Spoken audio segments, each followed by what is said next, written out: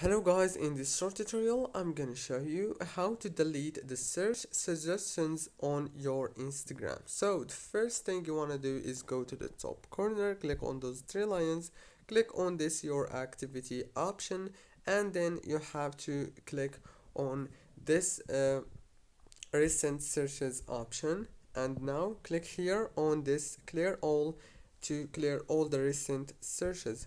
After that, go back to your profile and click on those three lines again in the top, and then click on settings, click on this help option, click on report problem from here. Now you have to send a text message into the Instagram support team so they can help you to remove the search suggestions.